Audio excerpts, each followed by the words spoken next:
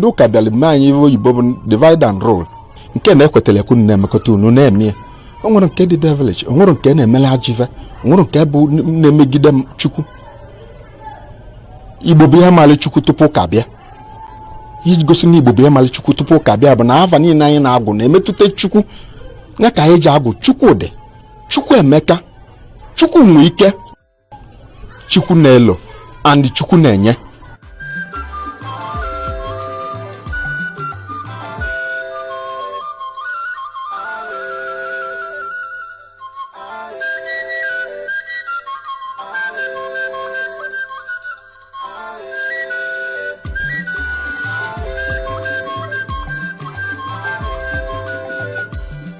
Ihe na-ebute Igbo ebe a rịrị nne.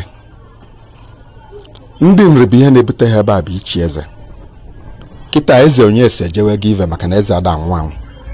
Ọ bụ na ava bịara ebe a va ma nwe eze ma va nwee nsogbu adị maka na ọ bụ ọgba ndụ nke jikọtara anyị na ha na-abụ. Tupu m isi mmadụ jee chiva ndị a, o nwere ihe jikọrọ unu. Ihe jikọrọ anyị a bụ na ọ bụ na eze va akacha zee na ha ga-abịa ebe a nyebe ududu eze. Onye ọbụla enyeli ya n'aka ojidie bụ nya bụ eze agụkwụ nri.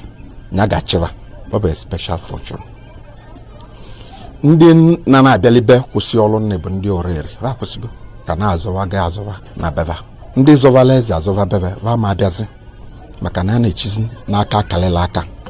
Mana nri ka na-echie n'usoro aha anyị na ha kpali wee tie taa. Mkpụrụ ọsọsọ agụkwụ nri na-abịa ebe a. Obodo dị iche iche na-abịa mana ihe dị iche bụ na onwe ndị na-ekpuchi nkeve ekpuchi. N'iji kọwala gị eziokwu, ma nwa ọba of Benin ma ọ bụ na ha lụrụ n'ebe a na-akpọ ugwu ogodo. Ọ dị n'ebe a nwanyị n'obodo Agụleri.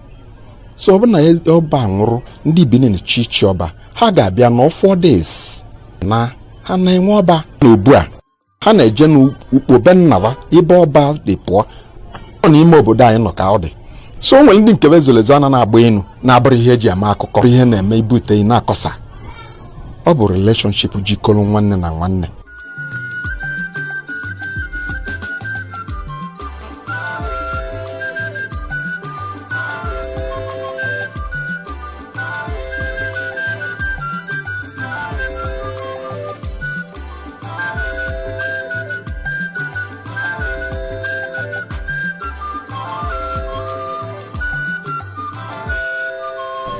Eji m ohere a na-ekene Igbo bụ Igbo wee na-asị Igbo na ndị oyibo si na East and West na home is best. Ebe sọrọ gị ka ịnọdụ Igbo na-ataba n'ụlọ. Onye kpata onye ji ije note aka nya na lu ụlọ. Ihe ahụ anyị na-eje emepe obodo ọzọ dị na be anyị. Ihe njisi Igbo na-ataba n'ụlọ bụ na ọ bụ anyị ka ịkọ mele agwọ. Igbo yikọ ọnụ. O nwere ebe ndị ga-akwụba n'iru. Nna mụlụ Igbo bere gozili Igbo rinne. Ngozi ogozili Igbo bụ na ọgwala Igbo na obodo ọbụla ọ na-anọrọ enwere mmepe. Obodo dị na ụwa n'ụwa bụrụ sọsọ Nigeria. Obodo ọbụla dị na ụwa onye Igbo na-anọrọ mmepe adịrị ebe ahụ. Ihe Igbo ihe ngozi enyere Igbo bụ imepe na mmekọ obodo mezie. Ma mmadụ anaghara akwa dị n'ụlọ jebe na akwa dị n'ezi. Ọ bụ na Igbo elote taa na obu gadị dị n'Enugu Agụleri nke eri nnava debele bụ ebe nzukọva. Ihe ọbụla ha zụrụ aka inwe nneva nwe. Ije na Nigerian flag ivu green white green. That white dị na center bụ Igbo.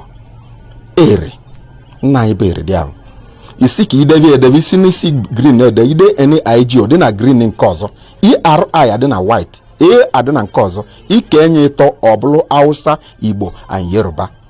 Nke gosiri na Igbo nọ n'etiti. Igbo nọ n'etiti Yoruba na Hausa. Eri bụ nna anyị bụ nya mụtara anyị. Nwe na-ayọ Igbo kabache nna viru rapụzie tigbuo ozugbo. Ibulu onye Igbo iche ekpe ekpele kpọọ Chukwu na Chukwu kechara mmadụ tinye onwe n'ime mmadụ ka anyị yikọ ayịkọ.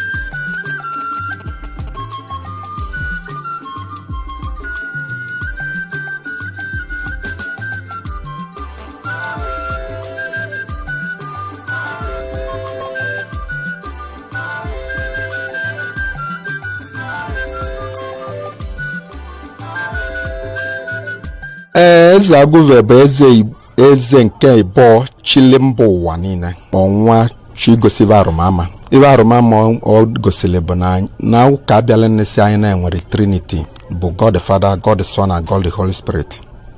Mgbe unu gele ntị a na-aga ọjị kịta bụ nna anyị, ọjị na-atọ ka Aguleri na-eche. Ihe anyị na-eche nne bụ ọjị ịtọ. Ọjị ịtọ ahụ anyị na-eche nne na mbido izi anyị bụ ụmụ eri na ebe a. Ụmụ eri ahụ na ebe a nne bụ eche ọjị na-atọ. The people of Idu enwere ovu ọjị, the people of ọjị ọba enwere ovu ọjị. Eri nke ịnọ na bia ebe agụlonweri agọ the third one. Ọgọchazịa ụmụnne ndị ọzọ na-agwa nke wụkwasị ya ekele onye ọbụla nya bụ na Igbo bụ Igbo ezuo. N'ime ka ọ gosi gị na ọ bụ eziokwu, ihe ahụ anyị na-akpọ ọjị bụ ọdịnala ijikọla Igbo. Ya bụ ọjị. Ụka si na-enweli Chukwu na-atọ dị n'ime ovu Chukwu. Nna anyị bụ eze Agụve nwee nwụrụ wee gosi na mmadụ ada anwụ anwụ na eze na-adị ndụ ruo mgbe ebi ebi. Ya ka aja sị ndị na-echi igwe na si igwe ije adị o, ma eze na-adị ndụ ruo mgbe ebi ebi. Eze Agụve nwee nwụrụ wee pụọ osisi na-ata ahụ nwee nwe ovu mgbọrọgwụ. Ọ na-egosi anyị, ọ na-enye anyị symbol of Trinity.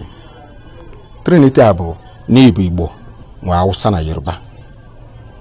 Ọ na-egosi anyị na Aguleri akwụ na-atọ ọjị na-atọ na anyị na-eme nne na ọ bụ eziokwu n'ebe Chukwu nọ, Chukwu nke nna, nke nwa na nke mmụọ nsọ. Ọ na-egosikwu anyị na mmụọ nke eri n'ebe a dịka m gwara gị na ata migrated north, ọba migrated west, Mary migrated north east, ọma ata agụlọ Adamgbo n'Igbo. 5 Igbo speaking states bụ mmadụ ịta mụtalaba Aguleri, Adamgbo n'Igbo. Ha bụ ndị n'ebe a. Gịnị ka Igbo kedu ihe afa Igbo si bịa? Igbo si anyị ji aza ndị Igbo bụ na nwanne anyị bụ Igbo, nwanne nna anyị bụ Igbo amụtara nwa nwoke Adamgbo na agụlụ wee sị na ava Igbo ama avụ. Bụ ndị oyibo na-akpọ ya being your brother's keeper. Ọ nwere rapa baba nwa zava nwanne veni ka ọ nọ oyalivu. Ya ka anyị ji aza ndị Igbo na anyị Igbo amụrụ anyị na nna anyị tọrọ Igbo. Mana maka na ivi na ọ nwere nwa nwoke na ụdị ọkpa nwoke na-ebichi n'ọkpụ ụlọ ma na-ata gbanwe avava wazavazia ndị Igbo. So nkwudowele gị maka eze Agụve nke anyị na-akpọ the Trinity Tree. Orie nne mmagụtalile lụrụ ili bụ ihe rụba amị. Otu ọ dị na-abụ eze Agụve, ihe ọbụla bụ mkpa gị na-emechuru iru mmadụ, na-abụrụ igbo mmadụ, na-abụrụ imegide mmadụ, ije na eze Agụve kpee ekpele ya onye ilu inwe maka na ọ dịlide asọ wee luo n'ọnwụ ma dị ndụ.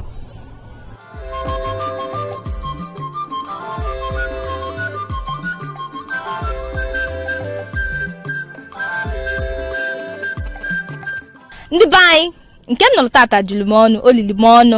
Ọkwa Aguleri ka anyị nọ na-agagharị kemgbe wee site na Obugado ebe na Agbanabụ Ezu na Ọma Mbala. Nke a lili m ọnụ n'Igbo amaka ọdịnala nke anyị wetara gị na ọ na-egosi gị na Igbo amaka na Igbo bụ Igbo si na Aguleri na Obugado ebe ndị Igbo si wee pụta.